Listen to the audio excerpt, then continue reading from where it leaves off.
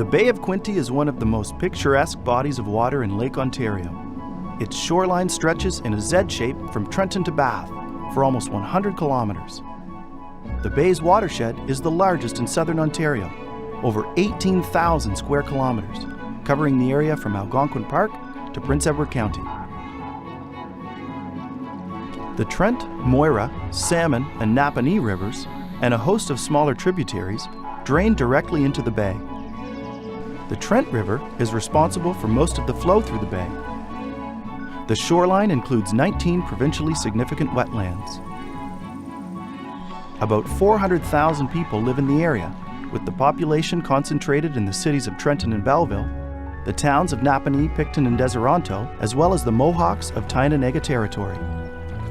In 1985, the International Joint Commission, a Canadian-American Great Lakes watchdog, under the Great Lakes Water Quality Agreement, identified the Bay of Quinte as one of 43 Great Lakes areas of concern, a pollution hotspot. Environmental concerns in the Bay of Quinte were due to excess nutrients, persistent toxic contamination, bacterial contamination, and the loss or destruction of fish and wildlife habitat. Each area of concern had to develop a remedial action plan to address the environmental concerns, with the ultimate goal of removing the area of concern designation. The Bay of Quinte Remedial Action Plan is restoring the environmental integrity and the long-term viability of the Bay of Quinte ecosystem. In the early 1990s, environmental damage that had been occurring to the Bay of Quinte for decades was identified and documented in a remedial action plan.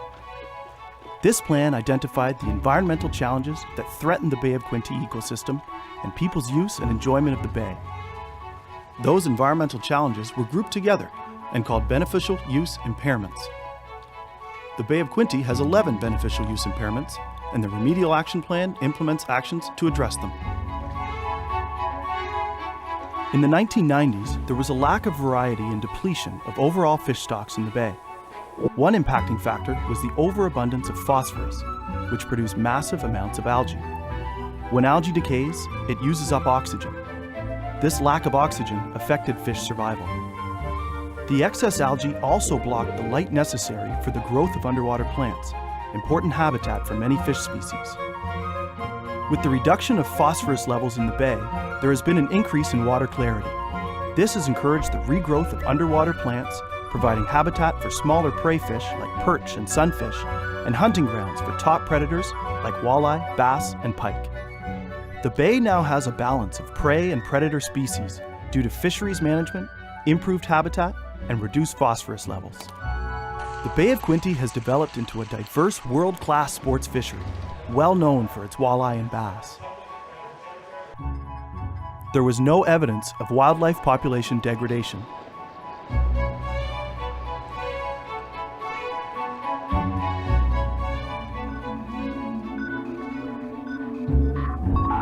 In 1992, the environmental challenge, fish tumors and other deformities, was identified as needing further scientific research. Today, the Bay of Quinte Remedial Action Plan has gathered enough scientific evidence to change the status of this environmental challenge. Based on the results of a detailed and lengthy study, it was determined that liver tumors in Bay of Quinte brown bullheads are no longer a concern. Brown bullheads were used for this study because they are considered an indicator species, since they live near or on the bottom of lakes, rivers, and streams. Fish tumors and other deformities is no longer considered an environmental challenge in the Bay of Quinte.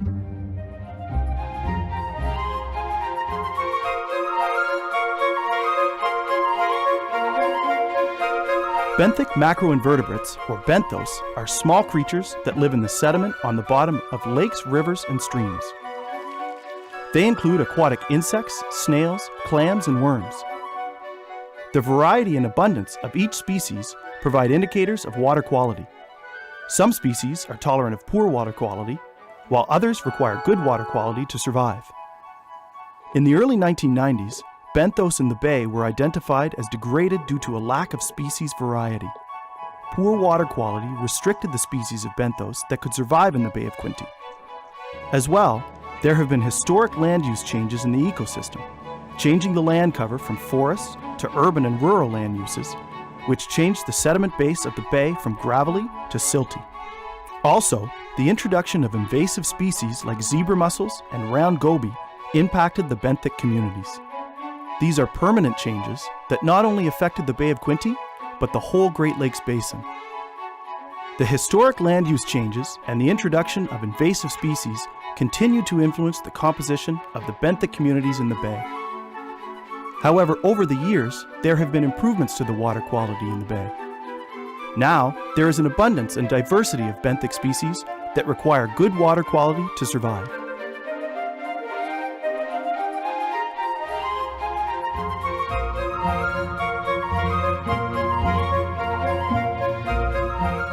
In the early 1990s, dredged materials could be disposed of in open water. This was mainly for economic reasons. Most dredging around the Great Lakes took place in commercial harbors where capital or maintenance dredging was required to maintain navigational depths. Today, there are federal and provincial guidelines and regulations in place that cover all dredging activities. In the Bay of Quinte, dredging is primarily conducted on a small scale, typically for private recreational properties. Where dredging is undertaken, the responsible agencies require upland disposal of the material, and open water disposal is not practiced. All dredging activities require permits.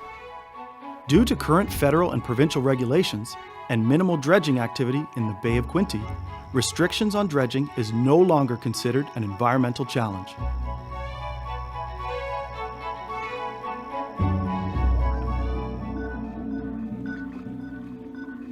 One of the main environmental issues with the bay has always been the amount of nutrients entering it, particularly phosphorus.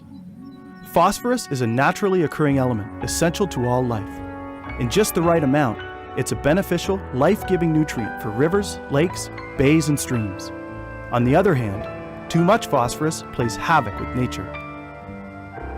In aquatic ecosystems like the Bay of Quinte, the ability of phosphorus to promote rapid growth causes problems.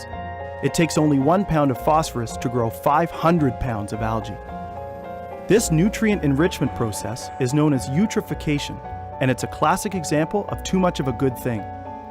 We have been working to reduce the amount of phosphorus entering the bay from multiple sources, both rural and urban, such as sewage treatment plants, stormwater runoff, and agricultural land practices. With the reduction in phosphorus levels, water clarity has improved due to reduced algae, making the bay one of the most picturesque spots in Lake Ontario. Underwater plants have regrown, providing fish with habitat, helping to increase the varieties of fish in the bay. Phosphorus levels are still a major concern, since they impact the whole ecosystem and people's enjoyment of it. A phosphorus management strategy is being developed to outline best practices for dealing with phosphorus issues in the future.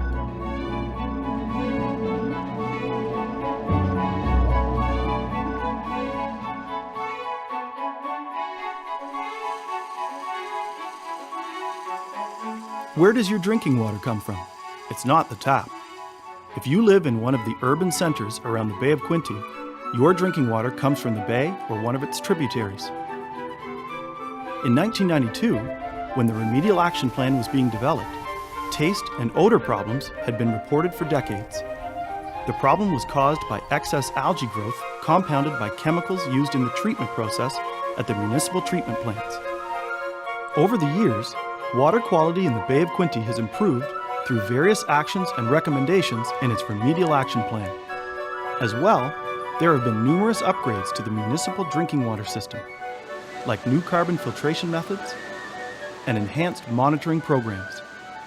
Today, treated drinking water from the Bay of Quinte is monitored for compounds that can cause taste and odor problems or health issues, and it must meet Ontario drinking water quality standards, which are some of the strictest in the world. A survey of area residents showed the majority of people are happy with the quality of their drinking water. Ontario takes a multifaceted approach to drinking water protection. It's a world-class system that safeguards our water from source to tap.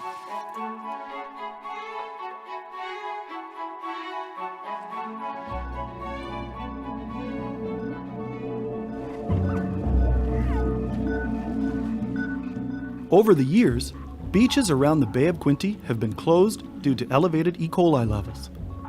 4 beaches are monitored: Centennial Park at Deseronto, Kingsford Mills on the Salmon River, Frankfurt Park on the Trent River, and Centennial Park at Northport. After several years of sampling, an extensive study was completed in 2013 that showed current sources of E. coli bacteria are from non-human sources.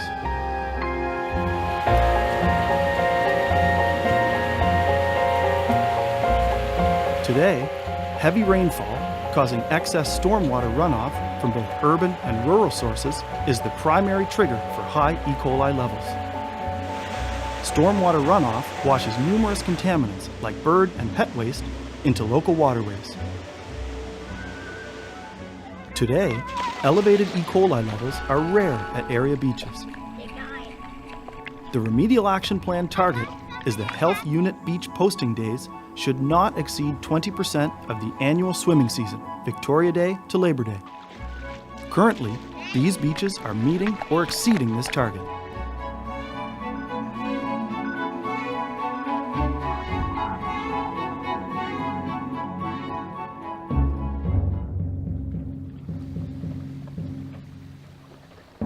In 1992, when the environmental challenges facing the bay were outlined, the appearance of the bay was identified as impaired, in part due to excess algae which reduced water clarity.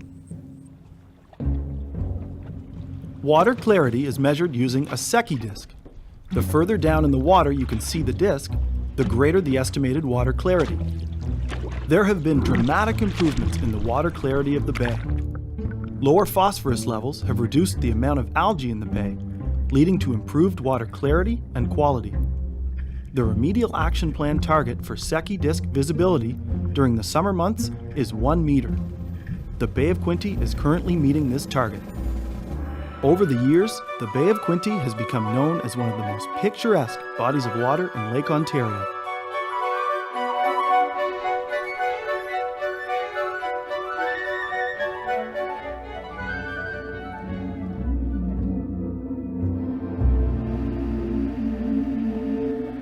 Around the Bay of Quinte, shorelines, wetlands, and underwater vegetation, which provide fish and wildlife habitat, have been destroyed by human activities.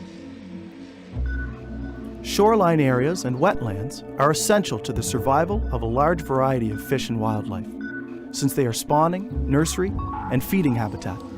They also act as filters to improve water quality and help with flood and erosion control. Many waterfront property owners alter their shorelines, unaware of the importance of native shoreline habitat. They remove the cattails, bulrushes, and other native species and replace them with lawns and non-native plants.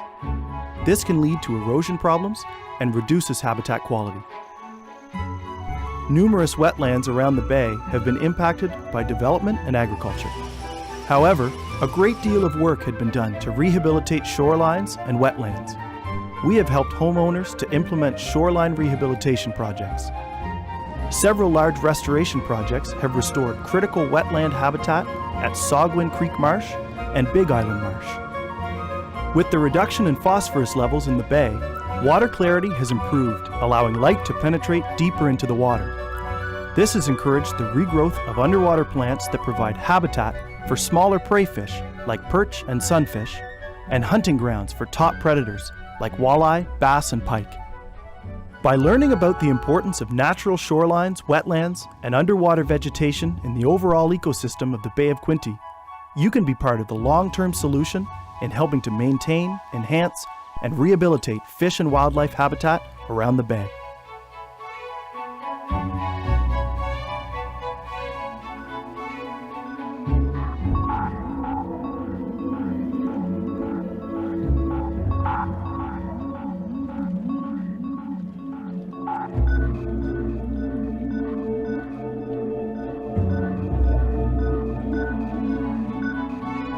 It has taken decades of work by the federal and provincial governments, municipalities, business, industry, and the public to rehabilitate the bay. Today, it is a healthy and vibrant ecosystem.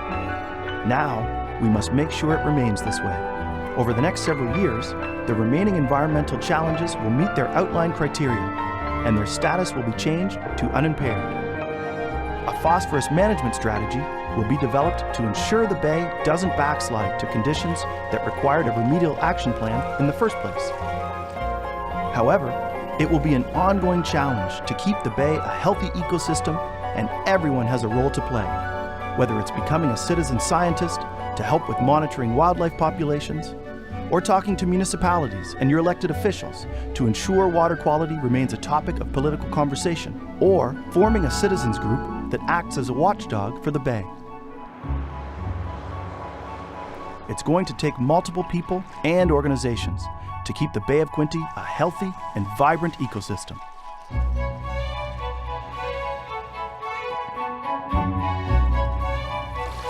Remember, healthy bay, healthy community.